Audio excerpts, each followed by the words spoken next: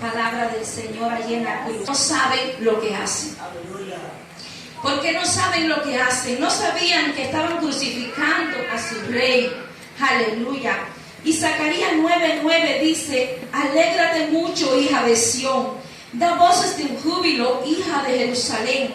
He aquí tu rey vendrá a ti, justo y salvador, humilde y cabalgando sobre un asno, sobre un pollino. Aleluya. Ellos no sabían que estaban crucificando a su rey. La actitud de Jesús fue interceder. Él es el mediador. Él es la ofrenda perfecta. Aleluya. Su actitud fue entregarse por nosotros cuando dijo: Padre, perdónalos porque no saben lo que hacen. La segunda palabra aparece en Lucas 23:43. De cierto te digo que hoy estarás conmigo en el paraíso. ¿A quién dedica o a quién dirige esta frase Jesús? Jesús dirige esta frase a uno de los ladrones que fue crucificado con él. Al nosotros descomponer esta frase, que tiene un poder tremendo para cada uno de los seguidores de Cristo, por la enseñanza que refleja o nos muestra cada uno de nosotros, podemos ver cómo esta frase se compone en un todo único, en un todo armónico que tiene un mensaje. Cuando hablamos de cierto, nos expresa certeza, nos expresa una afirmación, no una duda. Si hablamos de hoy, nos indica una prontitud. No es mañana, no es pasado, es hoy. Jesús le está indicando una prontitud. Pero podemos ver esta forma verbal que indica esta acción. Estarás indica una certeza, una afirmación, una seguridad. Pero aquí lo personaliza. Dice conmigo, no con nadie, conmigo. Qué maravillosa compañía estar al lado de Jesús. Esta compañía es inigualable. Esta compañía la queremos todos. Jesús, el perfecto, el inmolable Cordero que fue allí a la cruz por usted y por mí. Pero dice en el paraíso. Es el lugar que todos los seguidores de Cristo deseamos. Porque allí no hay enfermedad, allí no hay dolor, allí no hay tristeza. Y esa es la esperanza que tenemos todos nosotros, todos los que estamos sentados en este lugar, y aquellos que no pudieron llegar hasta aquí, que aman a Jesús. Esa es la tierra prometida para nosotros. Ese es el paraíso, allí radica nuestra esperanza. Esa es la salvación. Esa es la tierra que Jesús nos tiene. Esa es la morada celestial por la cual todos debemos luchar para poder lograr estar allí. Jesús fue crucificado junto a dos ladrones, sí. A un lado uno y al otro lado el otro. Uno reconoció su pecado, pero el otro no quiso reconocerlo. Jesús estaba allí siendo crucificado. Estaba al lado de esos dos ladrones. Jesús estaba padeciendo el dolor y ellos también. Podía garantizar una salvación. El único que le podía garantizar una patria celestial un día. Por eso uno de esos ladrones le dice: acuérdate de mí cuando vengas por tu reino. Y ahí es cuando Jesús le dice esta frase tan maravillosa, esta frase con este sentido tan grande. Iglesia, en esta noche yo te quiero decir algo. Jesús comprendió el verdadero arrepentimiento de uno de esos ladrones. Él que sabe tu pasado, Él que sabe tu presente, Él que sabe tu futuro. Él sabía que uno de esos ladrones se estaba arrepintiendo de corazón. Porque Jesús mira el corazón. Jesús mira tu corazón. Jesús mira mi corazón. Jesús es el único que cancela nuestra deuda. Jesús es el único que puede arreglar nuestras vidas. Jesús es el único, el verdadero, el único que puede darte esperanza, el único que puede darte consuelo, el único que puede darte paz, el único que puede darte seguridad. Tus amigos te pueden fallar, todos te podemos fallar, pero Jesús no te va a fallar nunca. Él murió en la cruz por ti, por mí. Dice la palabra en Juan 19 del 26 al 27. Cuando vio Jesús a su madre y al discípulo a quien él amaba, que estaba presente, dijo a su madre: Mujer, he aquí tu hijo. Después dijo al discípulo: He aquí tu madre. Y desde aquella hora el discípulo la recibió en su casa. Esta es la tercera frase, la tercera palabra. En ella Jesús confía tiernamente su madre a su discípulo amado. ¿Cómo no estar conmovido por cuidados y el afecto que Jesús, a pesar del sufrimiento que estaba pasando allí en la cruz, había sentido por su madre, manifestando su preocupación por ella y por su futura vida? Bendito Dios. Qué delicadeza en medio del odio que lo rodeaba, pero también qué dignidad, puesto que Jesús sigue siendo el Señor de su madre y sigue siendo el Señor de su discípulo. No tenemos aquí a un Jesús moribundo, dependiente de lo que pudiera ser su familia. Tenemos un Jesús pendiente de las necesidades de su madre, pendiente del futuro de su madre como buen hijo, allí en medio del sufrimiento y en medio del dolor. Y esto deja una enseñanza, amada iglesia. Tú y yo somos hijos, bendito Dios, y siempre debemos estar, al igual que Jesús, pendiente a las necesidades de nuestros padres. Usted dice amén. Bendito sea Dios. Jesús ha pronunciado esta palabra antes de entrar en las 3 horas de tinieblas del desamparo de Dios. Incluso los más legítimos lazos en la tierra, los lazos que unen a una madre con un hijo, debían ser rotos, porque al lugar donde él iba a ser entregado tenía que entrar solo. Bendito Dios. Por eso él deja al cuidado de su madre a su discípulo amado. Esta palabra establece un lazo divino entre María, la madre de Jesús, y Juan, su amado discípulo. Es también la expresión del agradable y poderoso lazo que unía a todos los rescatados por el Señor. Un amor en el Espíritu. Encontramos muchas ilustraciones en el Nuevo Testamento. Un lazo espiritual e inalterable. Todos los creyentes formamos parte de una familia y de un pueblo. Esta tercera palabra de Jesús en la cruz resalta el amor, la fidelidad y la ternura de Jesús.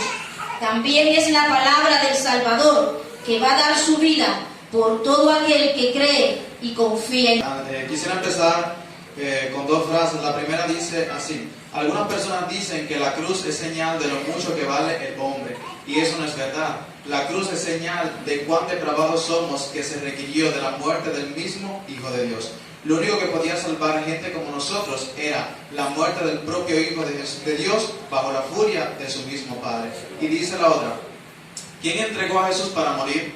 No fue Judas por dinero, no fue Pilato por miedo, no fueron los judíos por envidia, fue el Padre por amor. Santo eres Dios. A mí me corresponde la cuarta palabra, y es la expresión: Dios mío, ¿por qué me has desamparado? Lo podemos encontrar en Mateo 27:46 y Mateo 15:34. ¿Por qué el Señor Jesús dijo esta expresión: Dios mío, ¿por qué me has desamparado? ¿Sí sabes por qué? Porque según el Salmo 22 era para cumplimiento profético. Ya eso estaba escrito en la Biblia. Dice el Salmo 22, versículo 1: Dios mío, ¿por qué me has desamparado? ¿Por qué estás tan lejos de mi salvación y de las palabras de mi clamor? El versículo 11 dice: no te alejes de mí, porque la angustia está cerca, porque no hay quien ayude. Y dice el versículo 19: mas tú, Jehová, no te alejes, fortaleza mía, apresúrate a socorrerme. Porque él sabía que el único que podía socorrerlo y fortalecerlo en ese momento no podía ser ningún soldado romano ni ninguno de sus discípulos. En ese momento el único que podía fortalecerlo era Dios Padre. Aleluya, bendito es el Señor. El versículo 24 también dice: hablando de Dios Padre, porque Él no menospreció ni abominó la aflicción del afligido, ni de Él escondió su rostro, sino que cuando clamó a Él, le oyó. Es decir, que cuando Jesucristo, en ese momento le dijo, Dios mío, ¿por qué me has desamparado? Pues Dios Padre le estaba escuchando y atendió su clamor. Bendito es el Señor, aleluya. Santo eres Dios.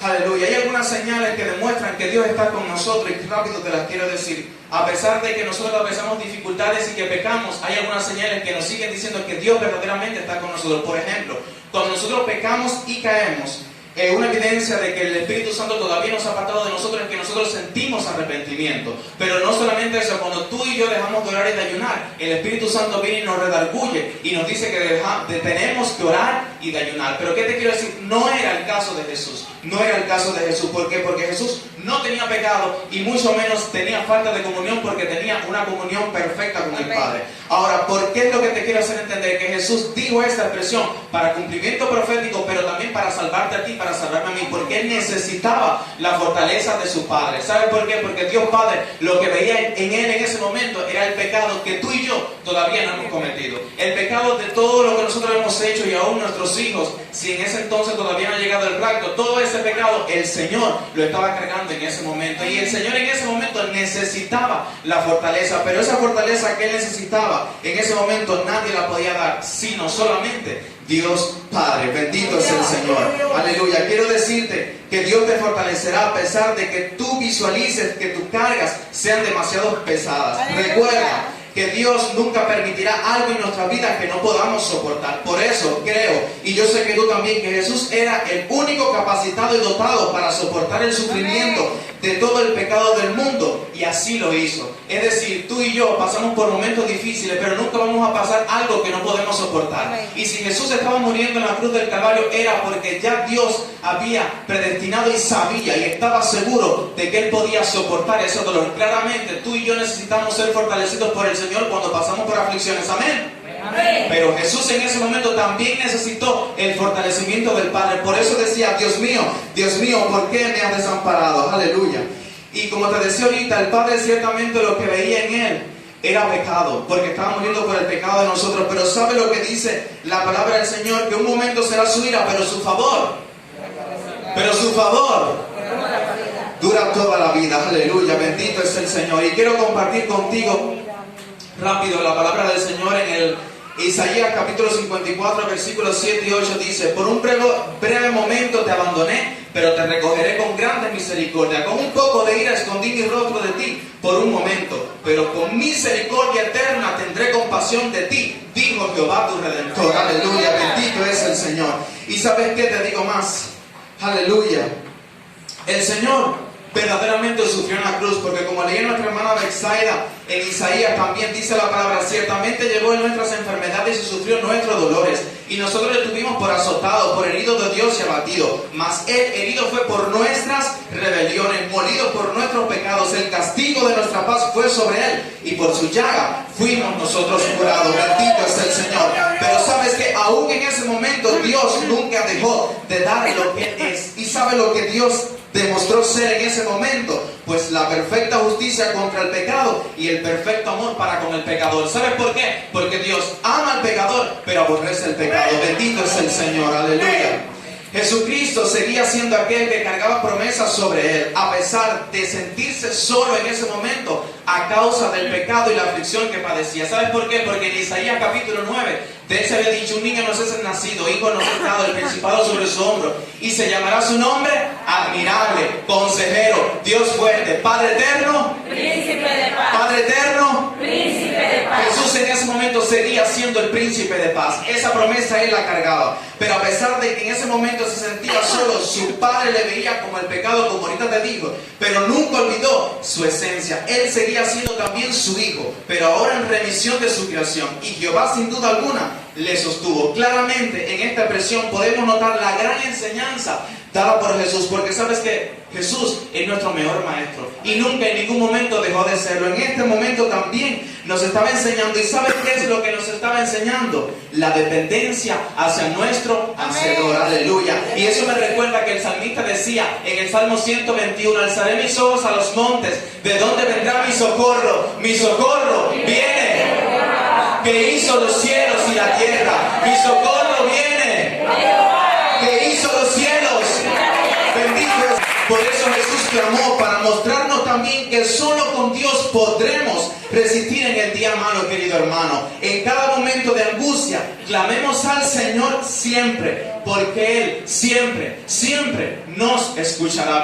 La otra expresión, la otra palabra allí en la cruz del Calvario, dice que después de todo esto, sabiendo Jesús que ya todo estaba consumado, dijo, para que las escrituras se cumpliesen, tengo sed.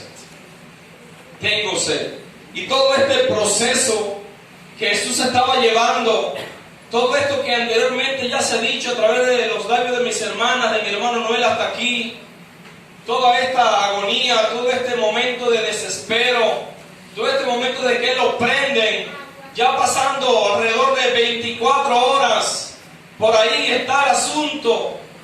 Se estaba dando cumplimiento a cerca de 20 profecías del Antiguo Testamento, donde se han estado en todo este evento dándose, saliendo a la luz cerca de 20 profecías dichas, donde ya llega el momento donde Él dice, tengo sed.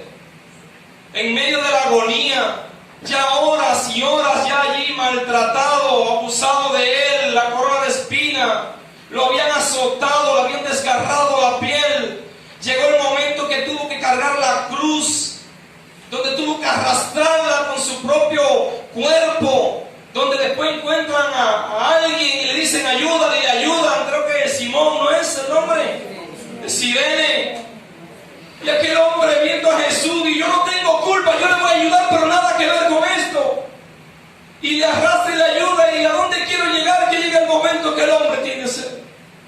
Llega el momento que él necesita algo, y le está diciendo, tengo sed. Y muchas veces delante de nosotros Jesús le está pidiendo algo y nosotros no le damos lo que le está pidiendo. Yo quiero que la iglesia medite. Yo quiero que la iglesia razone. Es momento de reflexionar. Estamos en una semana crucial. Muerte y resurrección para vida. Un momento histórico, nunca se va a olvidar, siempre se va a recordar. Y este es nuestro gran Jesús, nuestro Salvador misericordioso, está diciendo, yo tengo sed. Y en vez de agua, ¿qué le dieron? Le dieron vinagre. Muchas veces el Señor está demandando de nosotros tantas cosas que no le damos. Yo quiero que la iglesia medite en esta noche. ¿Cuántas veces Jesús ha demandado cosas de ti? ¿Cuántas veces Jesús ha demandado, tengo sed, compláceme, hazme sonreír, satisfáceme? Y muchas veces nosotros no le hemos correspondido y más bien le hemos hecho llorar. ¿Cuántas veces le hemos dado vinagre, hemos amargado quizás la sonrisa que Él ha querido mostrarnos en ese momento? Se estaban dando por cumplidas muchas profecías en este evento. Muchas profecías. Cuando Él dijo, tengo sed, estaba diciendo, para que sepan que yo soy el Mesías. En estas palabras se daban cumplimiento a varias profecías, como ya le estaba diciendo. ¿Qué implicaciones tenía esto? La iglesia primitiva podía creer verdaderamente que Él era el Mesías, porque una de las claves para descubrir al Mesías del Antiguo Testamento es que en algún momento de agonía, de desespero, Él iba a manifestar públicamente, tengo sed. Esa era una de las claves que Él iba a hacer notoria. Esa era una de las claves que el pueblo iba a escuchar para identificar en el labio de Jesús que Él era el Mesías.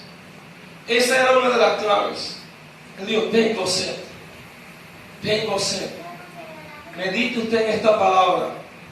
¿Cuántas veces el Señor ha estado demandando de ti? ¿Cuántas veces está pidiendo obediencia?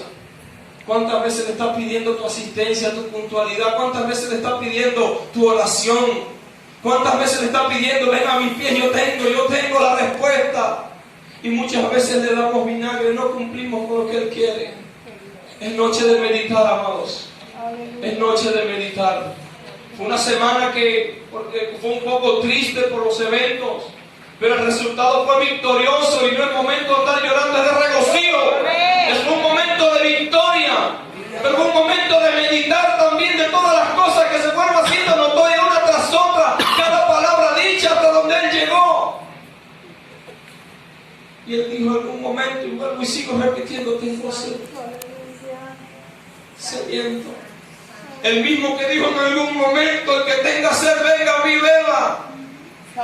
El mismo que tiempo antes, días antes, dijo, el que tenga sed, venga a mí, beba, y de su interior correrá el río de agua viva. Ese mismo Jesús está hablando de algo espiritual. Quizás en este momento en la cruz estaba hablando de una sed física, pero lo podemos llevar al plano espiritual cuando Él te está diciendo, tengo sed. Él te está diciendo, yo quiero que tú me complazcas. Yo quiero que tú hagas mi voluntad. Yo te estoy pidiendo algo, ¿y tú qué le vas a ofrecer?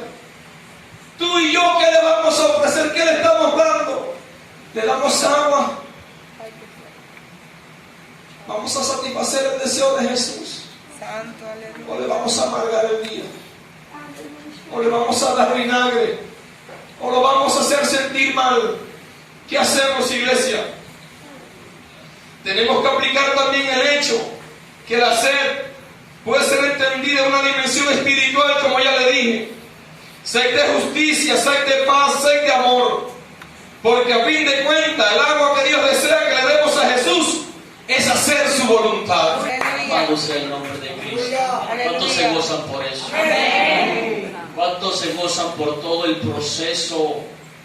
Que aunque parezca algo ilógico decir esto, hemos sido beneficiados por ese gran sacrificio de nuestro amado y Señor Jesucristo. Aleluya. Creo que cada una de las expresiones dichas por nuestros amados hermanos nos permiten visualizar y hacer más comprensible la obra de nuestro Señor Jesucristo. Hemos llegado a una de las etapas o procesos más importantes de nuestro Señor Jesucristo.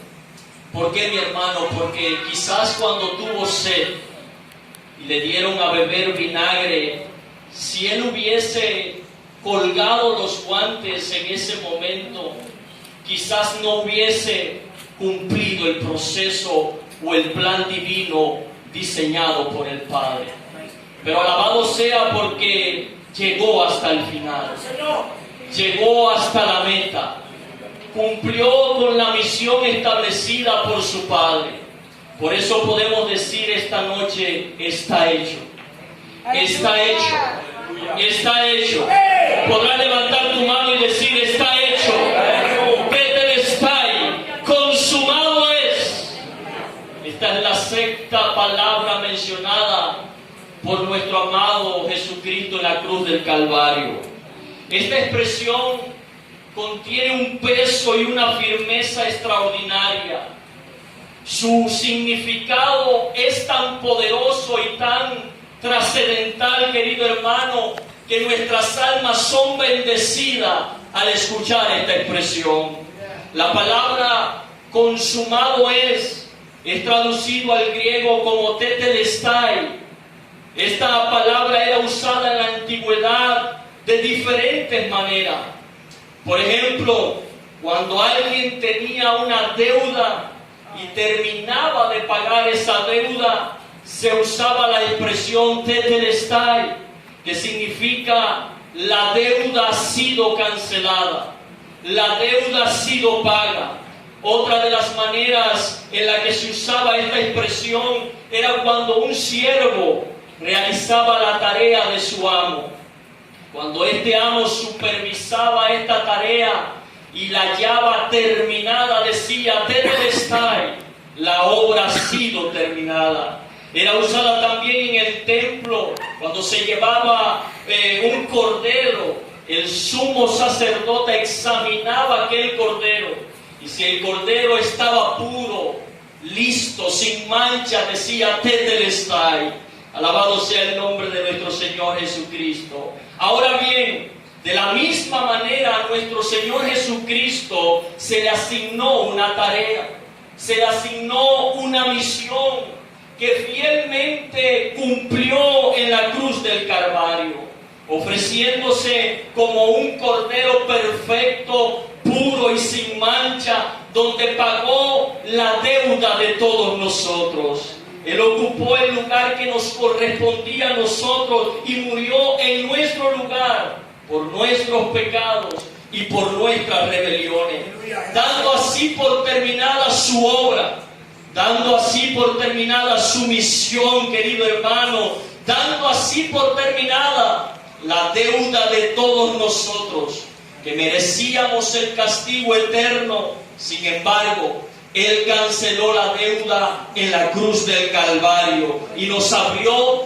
el camino de la salvación. Consumado es, tetelestai, está hecho.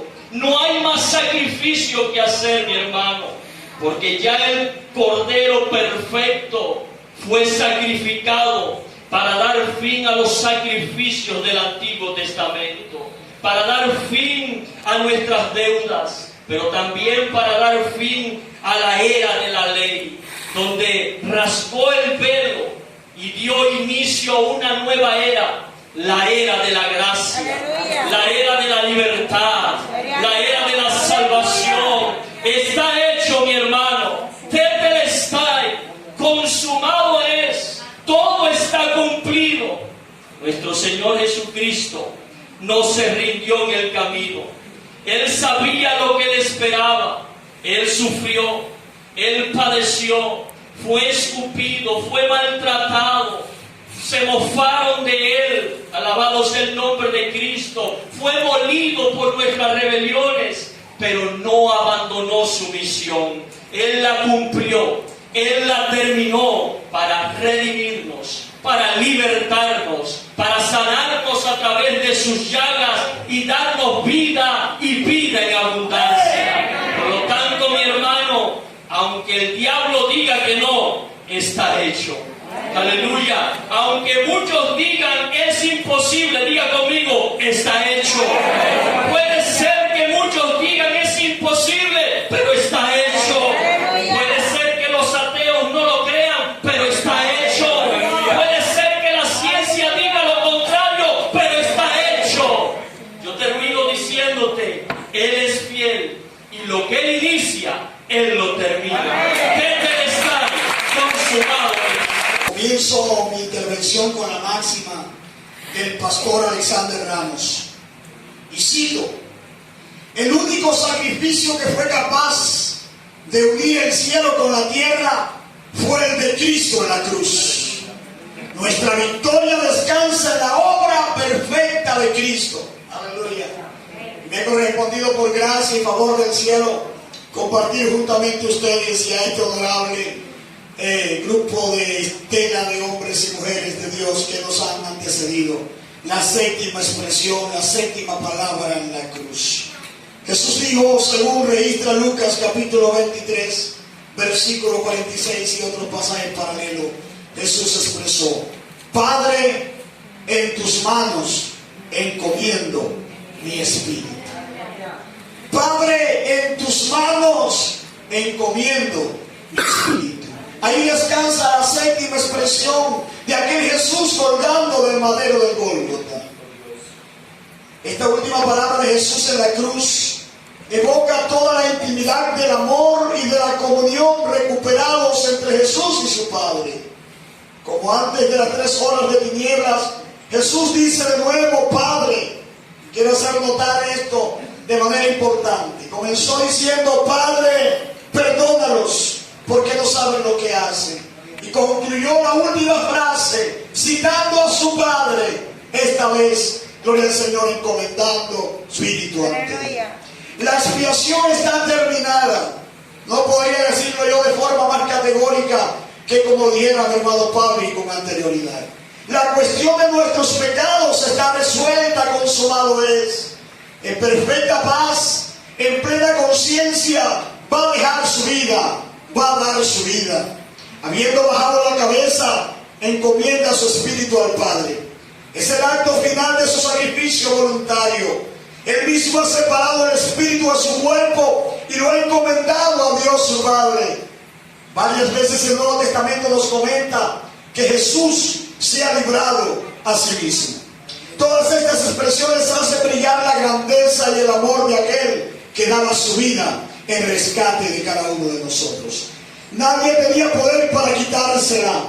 El libro de Juan, capítulo 10, versículo 18, lo expresa el Señor de una forma trascendental. Él mismo se ha ofrecido con el fin de que podamos recibir una vida nueva, espiritual, confiando en Él. Todo el mundo cuando muere, primero le cesa y entonces se inclina la cabeza. Pero Jesús inclinó la cabeza primero y dijo: Padre, en tus manos encomiendo mi espíritu. Evidencia esta que Jesús estaba en total control de su crucifixión. Él tenía control absoluto de aquel evento trascendental en el cual estaba envuelto. Alguien preguntó una vez: ¿quién fue el que mató a Jesús? ¿Acaso serían los romanos o los judíos? ¿Fueron los clavos los que lo mataron? ¿O la lanza que traspasó su costado? Nada de eso. Jesús dijo: a mí nadie me quita la vida, yo mismo la doy por amor. Aleluya. Según el evangelista Juan, capítulo 10, versículo 10. A Jesús nadie lo mató. Jesús dio su propia vida por amor a nosotros. Él tenía, total control de su muerte. Inclinó la cabeza y expresó: en tus manos encomiendo mi espíritu. Y terminó su obra de sacrificio y restauración. La obra de la cruz fue un éxito tremendo. Pablo toma espacio para citarlo según el escrito a Colosenses, en el capítulo 2, versículo 13 al 15, al cual cito y dejo a tu consideración. Fue allí en la cruz que Jesús obtuvo la victoria para ti y para mí. Aleluya. Gloria al nombre poderoso de Jesús. El gran grito del Señor, como dice el evangelista Mateo, y luego Marcos en el capítulo 15, versículo 37. A gran voz, como dice Lucas 23, 46. Atesta de toda fuerza y de toda energía que el Señor había conservado a través de sus tormentos y su sufrimiento. Aleluya. La muerte del Salvador ha sido voluntaria. Jesús va hacia la muerte, apacible, un vencedor, sabiendo que Dios resucitará su cuerpo. Con su muerte ha destruido el poder del diablo que nos aterrorizaba. Para obtener esta victoria, Él debía pasar por la muerte. Según Romanos 6:23, recuerda que la paga del pecado es muerte. Y salir por la resurrección para concedernos respuesta divina y trascendental. La séptima palabra anuncia el reposo de la nueva creación. El pecado y el mal son vencidos en la cruz. No fueron los clavos que mantuvieron a Jesús en la cruz, fue su amor por ti. Tal y como el séptimo día de la creación fue el día de reposo y de la satisfacción de Dios, la séptima palabra de la cruz introduce al Señor en el lugar del reposo, es decir, entre las manos del Padre. Siguiendo a Jesús, podemos nosotros también confiarnos apaciblemente en nuestro Dios. Aleluya. Y Padre ante la muerte. Amén. Ya que esta es el vehículo que nos lleva a la eternidad. Vivir es Cristo y morir es ganancia. Esta oración de Jesús en esta última expresión también expresa obediencia, alude a la sumisión y la dependencia en su perfecta humanidad. Padre, en tus manos encomiendo mi espíritu. Esta declaración es la coronación de su vida de oración. Aleluya. La coronación de su vida de oración. Te expreso, si Jesús no hubiera muerto por ti y por mí en la cruz, tendríamos que pagar por nuestros pecados. Dios es un Dios justo y Dios tiene que castigar el pecado. Pero lo que hizo fue enviar a su único hijo a la tierra y en su cuerpo, en su humanidad, derramó toda la ira suya por el pecado. Lo hizo maldito en su carne, producto de nuestros pecados. Lo castigó ahí en la cruz para que hoy tú y yo creyéramos en ese sacrificio sin igual. Y la sangre que cubrió aquel madero del Gólgota nos limpie y nos purifique de todo pecado. Ahora se cumple lo dicho por David las palabras del dulce salmista de Israel: en ti, oh Jehová, he confiado, en tus manos encomiendo mi espíritu, como dice el Salmo 31. Cristo Jesús vino al mundo para salvar a los pecadores. Finalizo a manera de conclusión de todo lo anteriormente dicho. Sus palabras expresadas desde el comienzo hasta este marcado fin. Primero, una palabra de intercesión: perdónalos, porque no saben lo que hacen. Luego, una palabra de gracia para los perdidos. Hoy, en este momento, ante la decisión sincera y voluntaria, estarás conmigo en el paraíso. La tercera, una expresión de amor y cuidado: madre, he ahí tu hijo, Juan amado, ahí tu madre, por favor, cuida con providencial sostén a esa mujer de tanto honor. Lo cuarto, una expresión de profunda nostalgia: Eli, Eli, lama sabachthani, que traducido es: Dios mío, ¿por qué me has desamparado? Lo quinto es una expresión de profundo anhelo y necesidad mostrada en su humanidad: tengo sed. La séptima declaración anteriormente expresa es una expresión de victoria, una expresión de conquista, una expresión del logro alcanzado y de la obra redentora cumplida. Consumado es, tetelestia. Gloria al Señor. Y la séptima es expresión de continua confianza, de seguridad, de convicción férrea al Dios al cual había debido su vida toda y su entrega incondicional por amor a nosotros. Padre, en tus manos encomiendo mi espíritu. El Viernes Santo no es un día de llanto ni de luto, sino de amorosa y gozosa contemplación del sacrificio redentor del que brotó la salvación. Cristo no es un vencido, sino un vencedor. Un sacerdote que consumó su ofrenda perfecta y eterna para liberarnos y reconciliarnos. Por eso, nuestra alegría y nuestra celebración. Termino diciendo: fuera de la cruz no hay otra escalera por donde subir al cielo. Hoy es un día de paz, hoy es un día de reflexión, un día de perdón, de oración y profundo agradecimiento a Dios, que envió a su Hijo para morir por nosotros en la cruz. Gracias, Señor, por tu infinito amor. Gracias, Señor, por tu infinito amor. Aleluya, aleluya, aleluya. Ese aplauso fuerte para el Cordero, para aquel que corre nuestras almas, para aquel que nos compró a precio de sangre, para aquel que se entregó de forma incondicional y voluntaria, por amor a nosotros, por amor a nuestras vidas, para convertirse en la reconciliación entre tú y Dios, entre mí y Dios. Aleluya. Esa cruz del Calvario, ese madero que, como dijeron mis hermanos, todo aquel padecimiento vicario, cruento, difícil, toda aquella tortura sin contemplaciones ni consideración alguna. Para alguien quizás pudiera ser ajeno o extraño a sus vivencias, pero ¿cuántos de los presentes aquí estamos familiarizados con esa realidad contextualizada?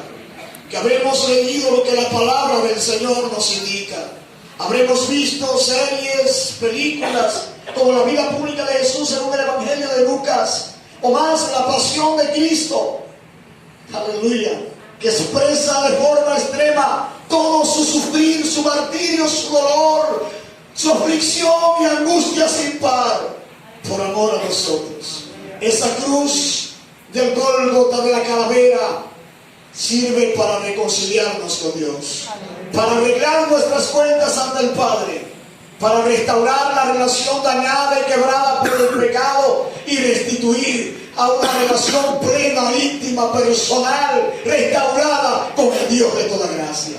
Esta es una noche particular en la cual, trayendo a la memoria cada una de las vivencias anteriormente dichas por mi persona y otros que me antecedieron, traer a cotación cada una de las declaraciones dichas por Jesús pendiendo desde la cruz. Aleluya. Pudiera tornarse para algunos en sentimientos múltiples, sentimientos encontrados diversos. Pero es mi intención, cerrando este espacio por gracia y concedida, gloria al nombre de Dios, por este hermoso programa, invitarte a que medites en esto y esta modesta intervención final, para que descansemos ante el hecho que todo cuanto Jesús padeció, todo cuanto sufrió, fue por amor a nuestras vidas. Fue para salvarnos.